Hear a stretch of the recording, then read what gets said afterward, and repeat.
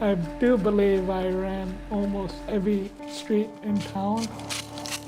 What I like about running is that you're out there running, just relaxing, it's just fun.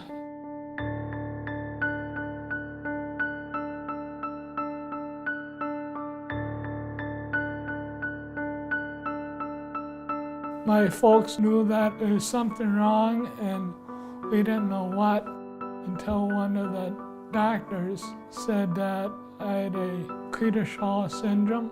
It's like a half cup glass of water.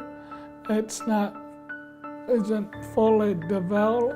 It's like someone emptied that glass of water and just left a little bit of water in, called the body, so I felt so empty. I was out of place, didn't belong, alone. Oh, you know kids, how hard it is growing up. Luckily, during the spring and the fall, I'd run a lot to school. In the morning and after school, I'd run home, and that helped a bit. In the spring of '92, Bonnie Bowles asked me, we met on a corner, street corner. She came at me and said, you want to be a volunteer for Reading Special Olympics? And when I said yes, I felt this magical and powerful feeling within me, transformed that glass of water into a full picture of life.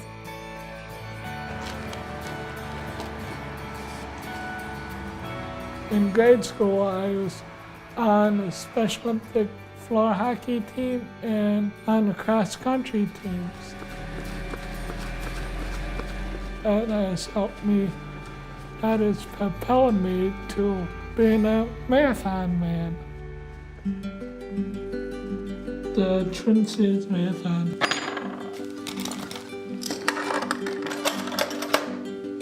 I ran about 6 marathons. 2004, 2006, 2008, 2009, 2012, 2014, and 2010, we did that law enforcement final leg. It was raining like a tsunami, hard, and one of the spectators yelled, "Why are you running?" So I lifted the Special Olympic Minnesota flag as high as I could and said, "This is why I run."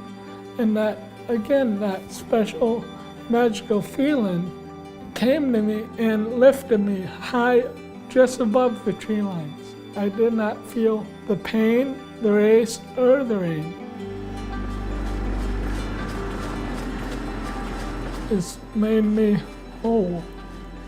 I always knew there's something missing in my life, and it's made me whole.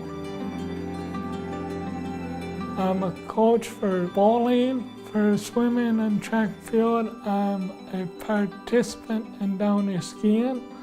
I'm a global messenger / motivated speaker for them. Every place, no matter if you come in last or first, is an inspirational story. I work for the Red Wing Shoe Company. I started there in 1996 in maintenance. Hey, Bob. How you doing? Every morning I get out there and I clean around the building. How are we doing? When I joined the company in 2001, I was talking with Bill Sweezy, my predecessor, and I asked him if there are employees that I should make sure that I connect with, and he just had one name, and that was Jim. He is so caring, committed, and confident. If I could pick any 3 characteristics I would want in our leaders, and in those that really drive our business, it would be those 3 things. I love the fact that he is proud of what he does because it helps everybody else do what they do. I'm proud to work at Red Wing Shoe because Jim Chalmers works at Red Wing Shoe. I don't think my life now is living with a disability. its abilities. And running has helped a lot. Even though I'm busy with so much, it's a joy for me just to get out and run. Every individual with intellectual disability is an individual with abilities. They just need a chance to get involved, to show those abilities, and I have.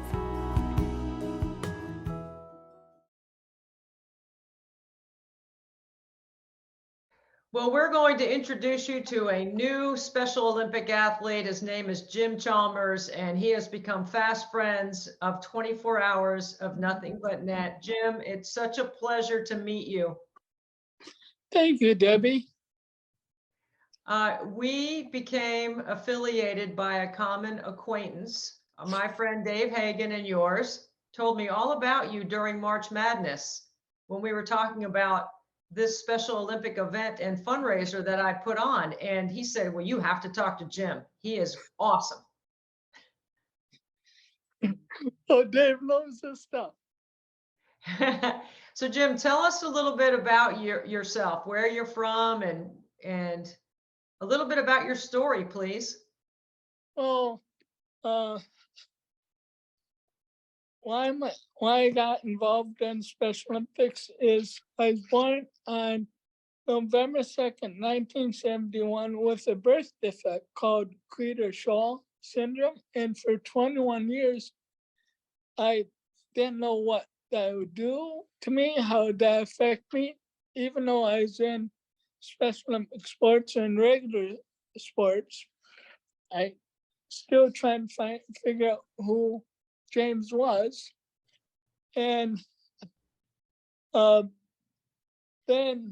high school, I wasn't involved in Special Olympics because I didn't know that there was a program. But in the spring of '92, when I got back from college, I was just on the street corner, and Bonnie Bowles, the head coach of Reading Special Olympics, came up to me and said, would you like to volunteer for Reading Special Olympics track and field? And I said yes. And that just really changed my life. And through that experience, they made me a coach. I got back onto downhill skiing as an athlete. I'm a global messenger. Been a unified partner, been a final leg law enforcement court run participant, a polar plunge. I've done marathons for Special Olympics. Last year I was about a year or two ago, I got about 2 years ago, I was coming out of Target, and I was going to take a photo shot with my regular camera, and the battery went low. So I went to this phone. Oh, email.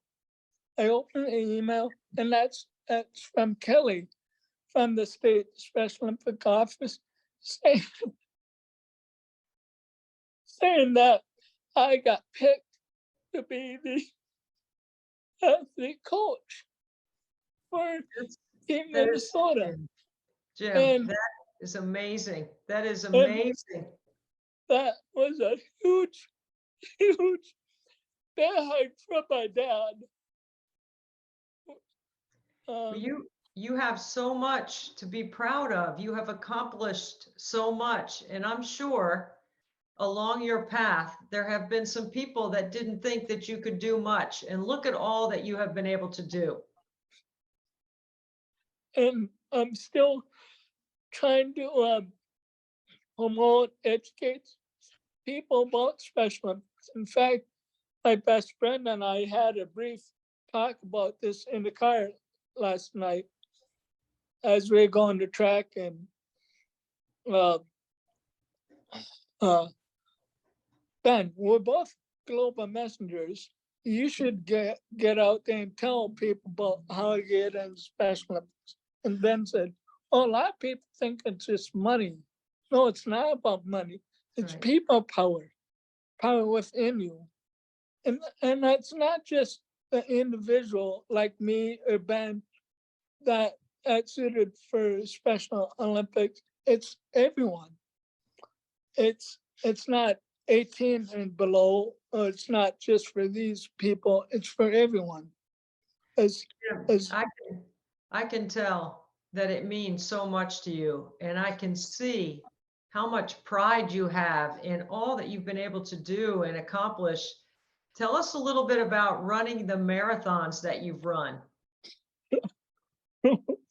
well, my brother got me involved in running a marathon in '04, and he said, I'll train. He lives in Albert Lee, so I'll do this training, you do it here. And so during the training process, he told me he couldn't run because he strained Achilles or something like that. So I ran, and I ran with this one guy. I didn't know him from the Hill of Beans, but I passed him, and I ran under 3 hours and 59 minutes. Oh my goodness, there is no way that is an amazing time, because I'm watching the times from the Boston Marathon coming in, and I'm seeing recently all these great athletes, and you're doing a marathon in under 4 hours. That's crazy. Yeah, and then in '06, I got in Special Olympics, wanted to educate and motivate and do a fundraiser. And I said, Dave and Bonnie, I got an idea. I literally ran with it, told everyone about this fundraiser I'm doing for Special Olympics. I run the marathon, you donate. And it's a great marathon, fun. And my time was 3 hours and 19 minutes. Oh my goodness. You know what? I bet you raised a lot of money, because the next time you run a marathon, I want to contribute. Yeah. I believe in you. I know that you are a really good athlete. Jim, why is sport so important to you? Well, sports, because it's so fun, and it's not just this sport or this sport. It's really a fun atmosphere everyone gets involved in, and you get so much out of it, whether it's Special Olympic sports or regular sports. And your spirit moves you, or their spirit moves you to different directions, and really enhances your abilities and your strength, and you enhances theirs. I think you and I have a similar spirit, because we're both trying to do the same thing. We're trying to raise money and awareness and get that people power that you talked about behind Special Olympics, so athletes can train and compete and have a place where they can socialize and organize. What's your most favorite part about being a Special Olympic athlete?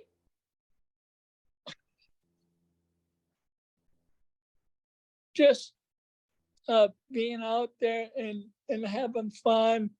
And I'm a coach for track, and years ago I used to be on a track team or ski team, and now one of my former teammates is one of my athletes, and that's great to see him again. That's awesome.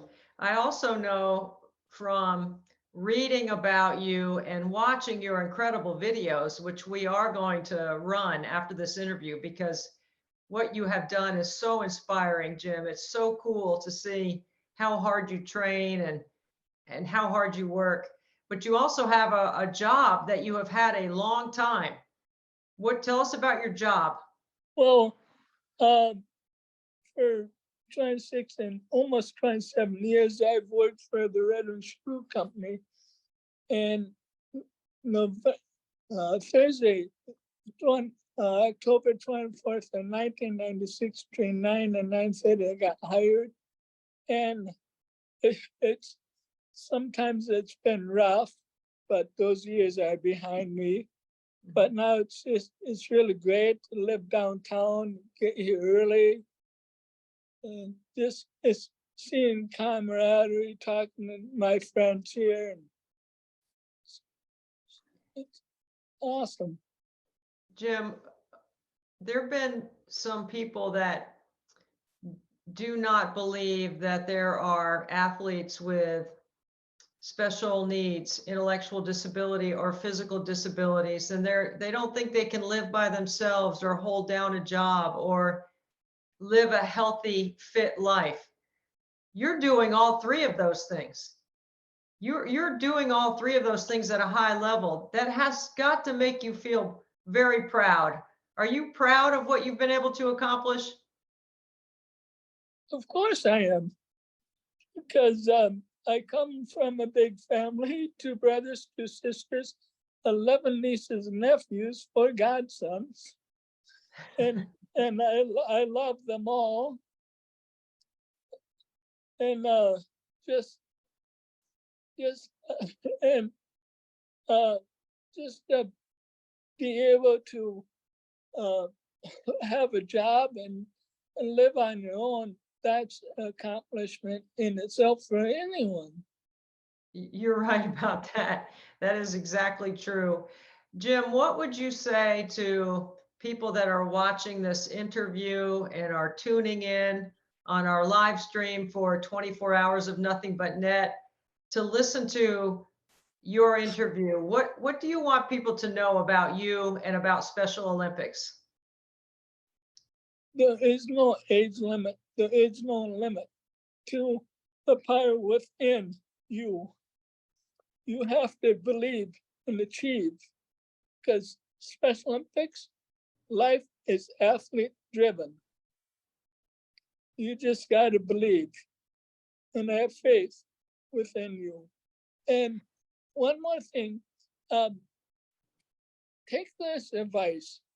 When tap into when you have time, not when to drive and think, but close your eyes and take all the junk out of your mind, heart, soul, and spirit and body. Toss that down the drain. Toss it down in the trash. Then tap into your powers that you have inside of you, the positive, passionate person that you are, and keep that going. Build that. Well, I'm going to do just that. And I'm going to be thinking about you while I'm taking on this incredible task in the driveway for Special Olympics, because you're right. There is no age limit to being an athlete.